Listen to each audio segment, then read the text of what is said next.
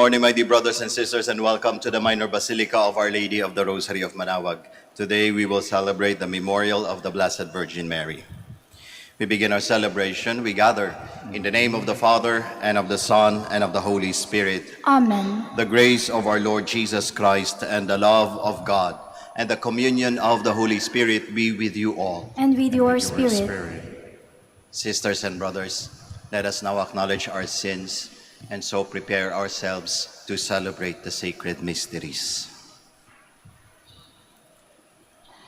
Together we say, I confess to Almighty God and to you, my brothers and sisters, that I have greatly sinned in my thoughts and in my words, in what I have done and in what I have failed to do, through my fault, through my most grievous fault. Therefore I ask Blessed Mary, ever Virgin, all the angels and saints, and you, my brothers and sisters, to pray for me to the Lord our God. May Almighty God have mercy on us, forgive us our sins, and bring us to everlasting life. Amen. Lord, have mercy. Lord, have mercy. Christ, have mercy. Christ, have mercy. Lord, have mercy. Lord, have mercy. Let us pray. Grant us, O merciful God, protection in our weakness, that we who keep the memorial of the Holy Mother of God may, with the help of her intercession, rise up from our iniquities. Through our Lord Jesus Christ, your Son, who lives and reigns with you in the unity of the Holy Spirit, God, forever and ever. Amen. Please be seated. A reading from the letter of St. Paul to the Philippians. Brothers and sisters, I rejoice greatly in the Lord that now at last you revived your concern for me. You were, of course, concerned about me, but lacked an opportunity. Not that I say this because of need, for I have learned in whatever situation I find myself to be self-sufficient. I know indeed how to live in humble circumstances. I know also how to live with abundance. In every circumstance and in all things, I have learned the secret of being well-fed and of going hungry, of living in abundance and of being in need. I have the strength for everything through Him who empowers me. Still, it was kind of you to share in my distress. You Philippians indeed know that at the beginning of the gospel, when I left Macedonia, not a single church shared with me in account of giving and receiving except you alone. For even when I was at Thessalonica, you sent me something for my needs, not only once, but more than once. It is not that I am eager for the gift, rather, I am eager for the profit that accrues to your account. I have received full payment and I abound. I am very well supplied because of what I received from you. Through Epaphroditus, a fragrant aroma, an acceptable sacrifice pleasing to God. My God will fully supply whatever you need in accord with His glorious riches in Christ Jesus. The word of the Lord. Thanks be to God. Bless the man who fears the Lord. Bless the man who fears the Lord. Bless the man who fears the Lord, who greatly delights in His commands. His posterity shall be mighty upon the earth. The upright generation shall be blessed. Bless the man who fears the Lord. Well for the man who is gracious and lends, who conducts his affairs with justice. He shall never be moved. The just one shall be in everlasting remembrance. Bless the man who fears the Lord. His heart is steadfast. He shall not fear. Lavishly he gives to the poor. His generosity shall endure forever. His horn shall be exalted in glory. Bless the man who fears the Lord. Please stand.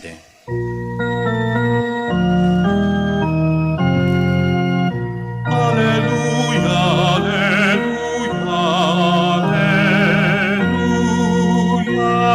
alleluia. Jesus Christ became poor although he was rich, so that by his poverty you might become rich. Alleluia, alleluia, alleluia. The Lord be with you. And with your spirit, A reading from the Holy Gospel according to Luke. glory to you, O Lord. Jesus said to his disciples, I tell you, make friends for yourselves with this honest wealth, so that when it fails, you will be welcomed into eternal dwellings. The person who is trustworthy in very small matters is also trustworthy in great ones. And the person who is dishonest in very small matters is also dishonest in great ones. If therefore you are not trustworthy with dishonest wealth, who will trust you with true wealth? If you are not trustworthy with what belongs to another, who will give you what is yours? No servant can serve two masters. He will either hate one and love the other, or be devoted to one and despise the other. You cannot serve both God and mammon. The Pharisees, who loved money, heard all these things and sneered at him. And he said to them, You justify yourselves in the sight of others, but God knows your hearts. For what is of human esteem is an abomination in the sight of God. Brothers and sisters, the Gospel of the Lord. Praise to you, Lord Jesus Christ. Please be seated. Magandang umaga po sa ating lahat. Money is the root of all evil. Tama po, no? Ang kwarta, ang pera, ang datong, ano ba tawag natin dyan ngayon? Is the root of all evil. Tama po ba? Hindi po tama yon. It cannot be that money is the root of all evil. Because we living in this world need money. Kailangan natin ng pera. Hindi natin pwedeng maiwasan yung pera sa buhay natin. Kaya nga tayo naghahanap buhay para magkaroon ng pera. Kaya nga tayo nagtatrabaho para may pabaon tayo sa mga anak natin pagpapasok sa eskwelahan. Para meron tayong pambili ng damit, meron tayong pambayad sa kuryente, meron tayong pamasahe sa transportasyon na ginagamit natin. Even ang ating simbahan kailangan ng pera. Kung wala po ang inyong generosity with all of your donations, hindi po iikot ang mga electric fan na yan para kahit papano mabawasan yung init sa loob ng simbahan. At baka mahihirapan tayong makitang isa't isa kasi hindi tayo makakapagpailaw. So money could not be the root of all evil because money is serving us all. And we need it. Pero Father, meron yung sinasabi sa gospel, sa scriptures, di ba? Parang ganun, money is the root of all evil. In fact, if you are going to look at our gospel today, parang it coincides with that. You cannot serve both God and mammon. And mammon could be related to money. So you cannot serve both God and money. Kaya nga money, kapag ka, pwedeng gawing interpretation na gano'n, kapag ka nagsiserve ka sa Diyos, wala nang pera. Because money is the root of all evil. Ano nga ba talaga yung sinasabi doon sa letter ni St. Paul? Mind you, my dear brothers and sisters, it does not say that money is the root of all evil. Rather, it says, the love of money is the root of all evil. Ang pagmamahal sa pera, ang ugat ng lahat ng kasamaan.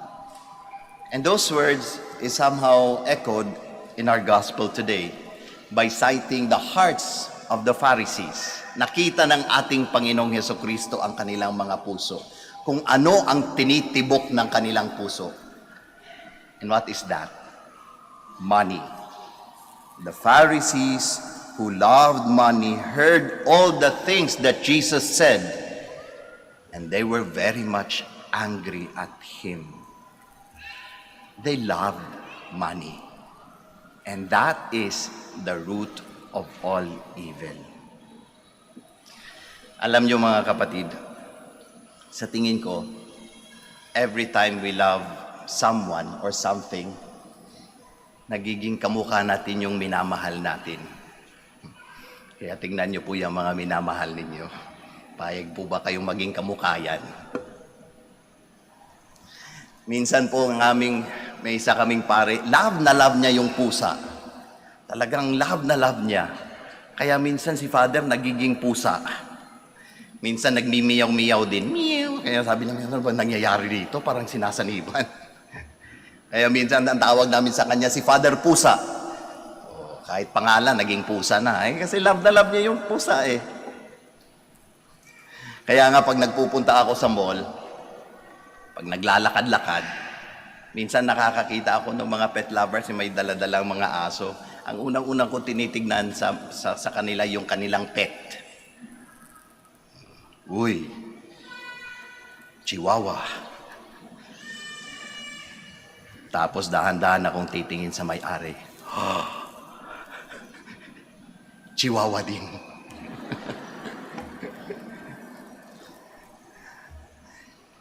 Kidding aside, to prove to you that when you love something or someone, you become like the one you love. Look at what our Lord and our God did because of His love for us. Mahal na mahal tayo ng Diyos. That even in His greatness, that with His greatness, what did He do? He became lowly like us. He became man, a human being like you and me. Naging tao ang Diyos. Kasi mahal na mahal niya tayo. Ipinanganak sa pamamagitan ng isang banal na babae ang ating mahal na ina. Parehong-pareho nating lahat. Gumapang na parang sanggol. Natutong maglakad na parang bata. Nagutom, nauhaw, nagtrabaho, naghirap, namatay. Parehong-pareho ng tao. Kasi nga, mahal tayo ng Diyos. Kaya ang gandang pakinggan, ano? Kamahal-mahal pala talaga tayo, ano? With all of our wrongdoings, with all of our, faults, mahal tayo ng Diyos. That with all of His creation, tayo yung naging pattern ng kanyang anak. Naging tao kagaya natin. Kasi nga mahal tayo ng Diyos. Kaya naging tao ang Diyos. But, my dear brothers and sisters, the beauty of it all is this. The wonders of wonders is this. God did not stop His love for us by becoming like us. What did He do? He pushed further that love by giving all of us an opportunity to love Him back and become like God. No wonder all of us are called to be sons and daughters of God. Ibig sabihin, kawangis natin ang Diyos. Ibig sabihin, meron tayong oportunidad na mahalin ang Diyos at maging kamukha ng Diyos. But in fact, in the very beginning, ganun naman talaga yung image natin, di ba? We were formed in the image and likeness of God, but it was broken because of sin. Now, through the redemption of His Son, we have that opportunity to love Him and bear that face of God. Ay, hindi, face of God, hindi ito face ni God. Malayong malayo. Kasi pwede natin siyang mahalin. Paano? Siyempre, makikinig tayo sa kanyang utos. Siyempre, susunod tayo sa yapak, salita, ng kanyang anak, ang ating Panginoong Jesucristo. That when we are able to follow the steps of His Son, we truly become sons and daughters of God. We are able to show His love, or our love for Him. Magiging kawangis natin ang Diyos. And that is an opportunity for all of us. So that when we come at the doors of heaven, knocking at it, papapasukin tayo kasi nakikilala tayo. Ay, kamukha ng Ama. Ay, kawangis ng Diyos. Pwede kang pumasok. Kasi minamahal mo ang Diyos. Nagiging kawangis mo ang Diyos. Ngayon, pag iba ang minamahal mo, pag pera ang minamahal mo, anong tawag natin doon sa nagmamahal sa pera? Mukhang pera. Kasi nagkakaroon ng mukha, nagiging mukha-mukha ang pera. Kapag ganun ang minamahal mo, pagkatok mo sa pinto ng langit, hindi ka makikilala. Kasi ang kamukha mo, pera. Hindi mo kamukha ang Diyos. Mukha kang 100, mukha kang 500, mukha kang 1,000. At hindi pinapapasok sa langit yon. And what is more evil than that? That we, the sons and daughters of God, is not able to enter the house of our Father in heaven. No wonder the love of money is the root of all evil. Because that is the most evil thing that we could experience in life, not entering the kingdom of God. So, my dear brothers and sisters, today, I think is a very great opportunity for us to look at our love for God. To look at what we love the most. What is the most thing or person whom we treasure in our hearts? Sino ba yung tinitibok ng mga puso natin? Mga bagay-bagay ba sa mundong ito? That's okay. But hopefully along with that, and on top of all these things, what our hearts beats only and only for God. Sana ganun. Sana ganun. Father, paano natin malalaman na mahal natin ang Diyos? Na mahal ko ang Diyos. Eh di kapag naging kawangis na natin ang Diyos, kaya maganda pag nilay-nilayan, tignan natin ang ating mga sarili. Kapag nakakasalumuhan natin yung ibang tao, ano ay yung sinasabi nila sa atin? Sino ang nakikita nila sa atin?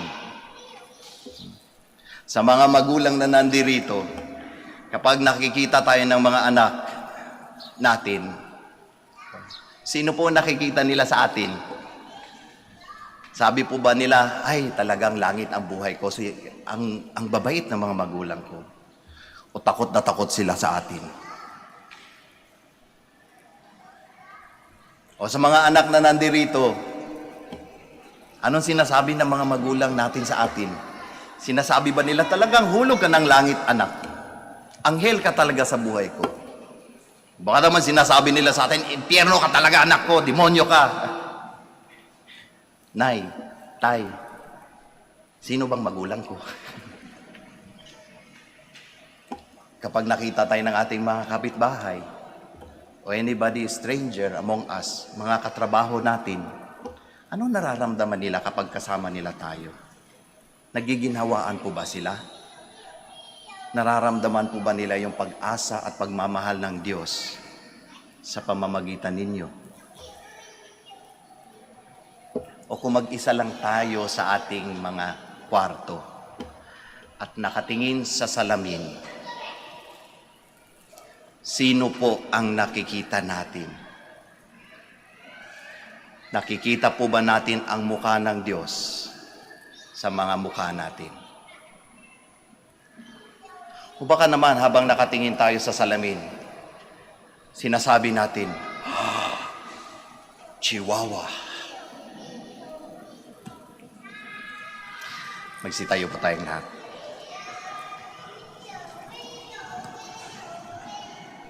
God entrusts us with gifts to be used for His glory and the good of other people.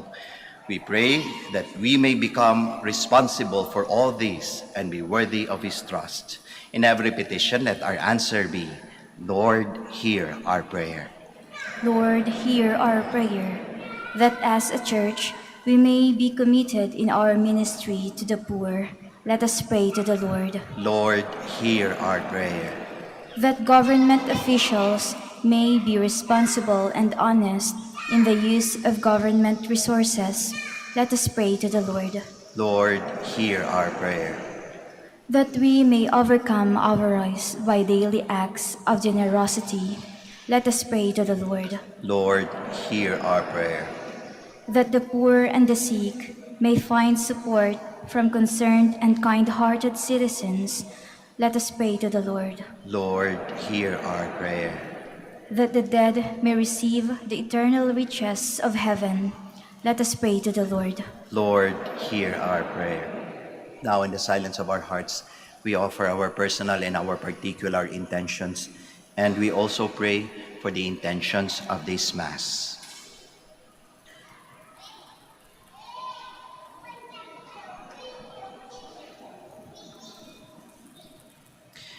Heavenly Father, help us that we may not be carried away by the lure of money, but seek the real wealth of your kingdom.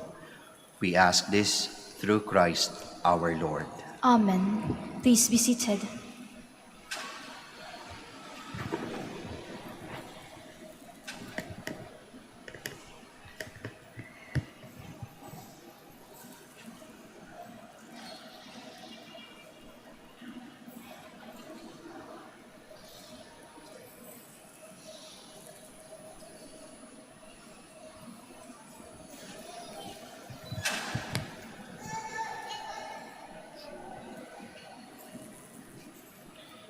Blessed are you, Lord God of all creation, for through your goodness we have received the bread we offer you.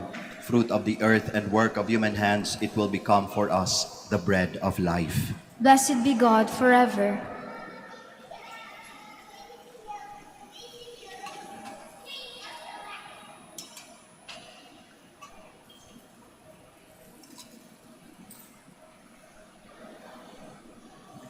Blessed are you, Lord God of all creation, for through your goodness we have received the wine we offer you. Fruit of the vine and work of human hands, it will become our spiritual drink. Blessed be God forever.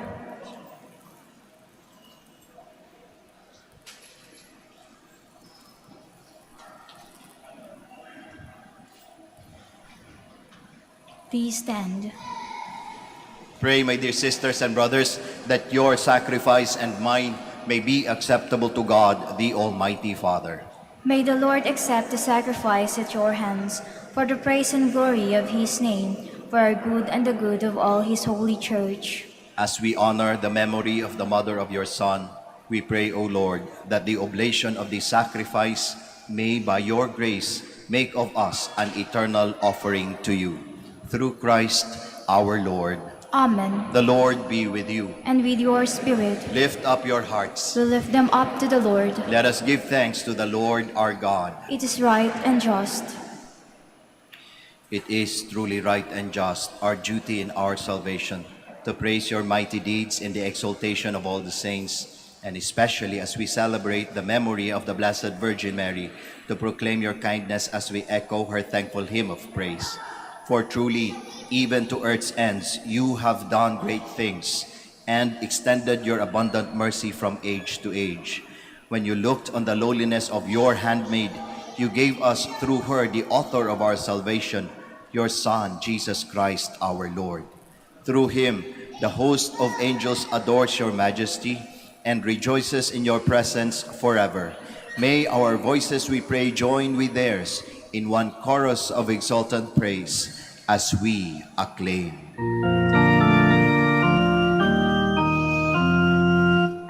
Holy, holy, holy, Lord God of hosts. Heaven and earth are full of your glory.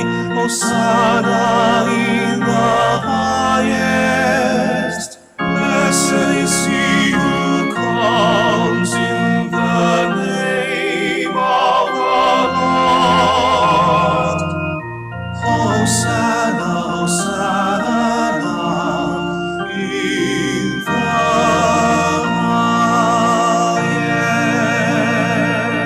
highest. Please kneel. You are indeed holy, O Lord, the fount of all holiness. Make holy, therefore, these gifts, we pray, by sending down your Spirit upon them like the dew fall, so that they may become for us the body and blood of our Lord Jesus Christ. At the time he was betrayed and entered willingly into his passion, he took bread and, giving thanks, broke it, gave it to his disciples, saying, "Take this, all of you, and eat of it, for this is my body, which will be given up for you."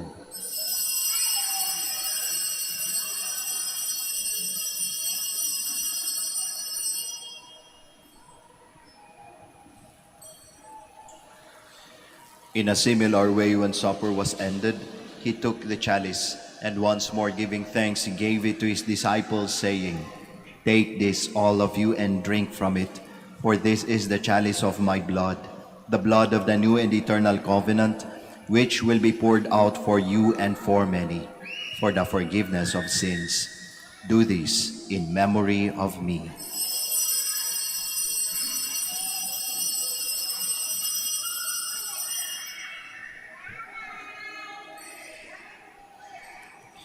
The mystery of faith. When we eat this bread and drink this cup, we proclaim your death, O Lord, until you come again.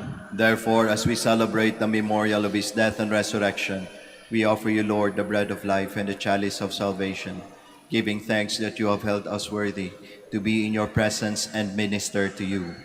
Humbly we pray that, partaking of the body and blood of Christ, we may be gathered into one by the Holy Spirit. Remember, Lord, your church spread throughout the world, and bring her to the fullness of charity, together with Francis our Pope, Socrates our Bishop, Fidelis his Assistant Bishop, and all the clergy. Remember also our brothers and sisters who have fallen asleep in the hope of the resurrection, and all who have died in your mercy. Welcome them into the light of your face. Have mercy on us all, we pray, that with the Blessed Virgin Mary, the Mother of God, with Blessed Joseph, her spouse, with the blessed apostles, with Saint Dominic and all the saints who have pleased you throughout the ages, we may merit to be co-heirs to eternal life, and may praise and glorify you through your Son, Jesus Christ. Through him, and with him, and in him, O God, Almighty Father, in the unity of the Holy Spirit, all glory and honor is yours forever and ever. Amen. Please stand.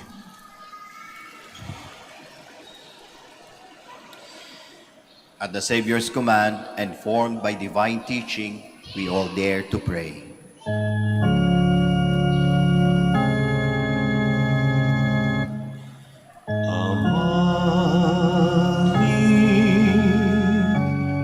Wala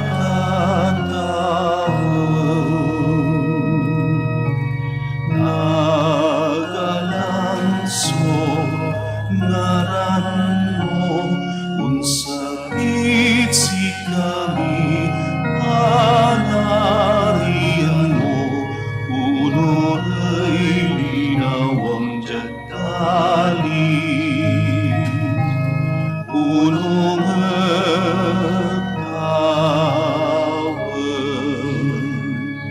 say kanan minagawa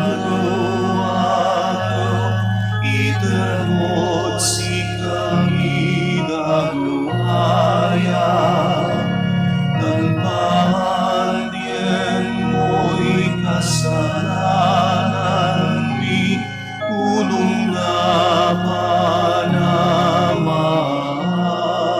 diri kasalanay ng kasalanan at si kami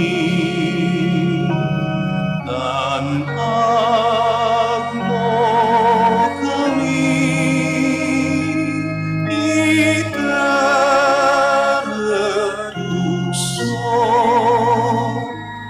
ilaban mo kami maukas.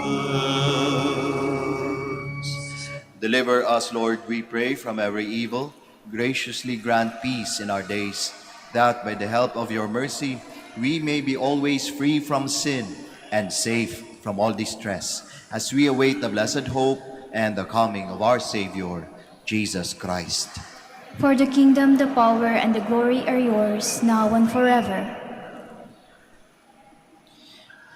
Lord Jesus Christ, who said to your apostles, "Peace I leave you, my peace I give you," look not on our sins, but on the faith of your church, and graciously grant her peace and unity in accordance with your will, who live and reign forever and ever. Amen. The peace of the Lord be with you always. And with your spirit. We offer each other the sign of peace. Peace be with us.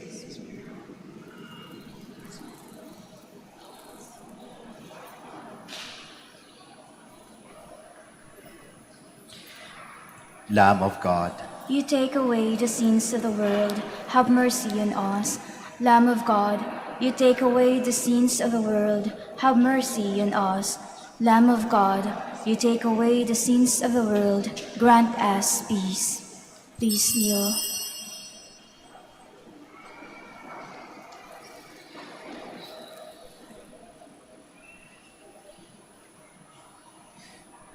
behold Jesus, the Lamb of God, the Son of Mary. Behold him who takes away the sins of the world. Blessed are those called to the supper of the Lamb. Lord, I am not worthy that you should enter under my roof, but only say the word, and my soul shall be healed.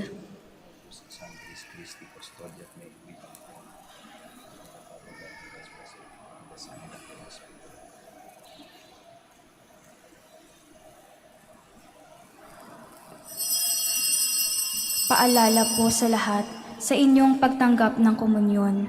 Bago humarap sa magbibigay ng komunyon, pakibaba na po ang face mask. Kapag sinabi sa inyo, Body of Christ, tanggapin ng inyong dalawang kamay ang hostya at sumagot ng Amen at isubo na agad ang hostya.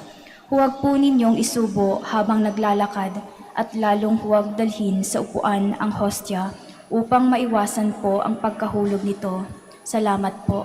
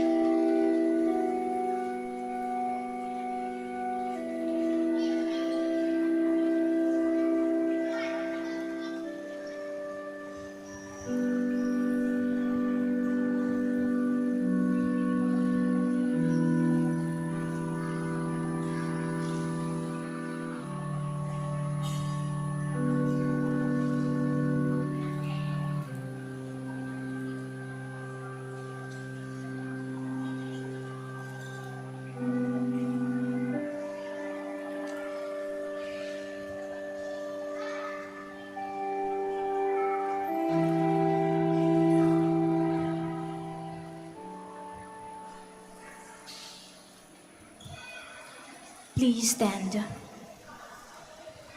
Let us pray. Having been made partakers of eternal redemption, we pray, O Lord, that we who commemorate the mother of your Son may glory in the fullness of your grace and experience its continued increase for our salvation. Through Christ our Lord. Amen. Bago po tayo magtapos ng misa, ako po ay magpapasalamat sa ating lector, commentator, sa ating acolytes, sa ating Eucharistic ministers, at sa inyong lahat po na nag-iisa sa misang ito. Maraming salamat po. Ingat po tayo sa ating pag-uwi at nawabaunin niyo pong pagpapala ng ating Panginoong Diyos sa pamamagitan ng ating mahal na ina, ang Birhen ng Santo Rosario ng Manaoag. Muli po, maraming salamat. The Lord be with you. And with your spirit. And may Almighty God bless you all, the Father, the Son, and the Holy Spirit. Amen. The Mass is ended. We all go in peace. Thanks be to God.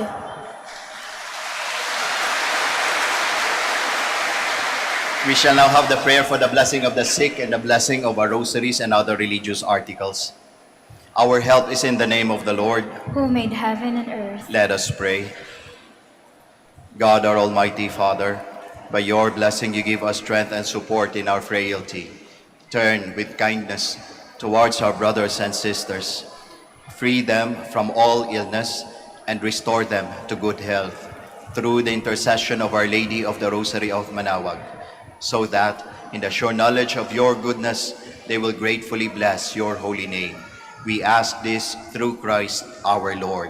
Amen. In memory of the mysteries of the life, death, and resurrection of our Lord Jesus Christ, and to the honor and glory of the Blessed Virgin Mary, Mother of Christ and Mother of the Church, Our Lady of the Rosary of Manaoag, may these rosaries, images, candles, oils, and other religious articles, our devotees and pilgrims, be blessed and made holy. In the name of the Father, and of the Son, and of the Holy Spirit. Amen.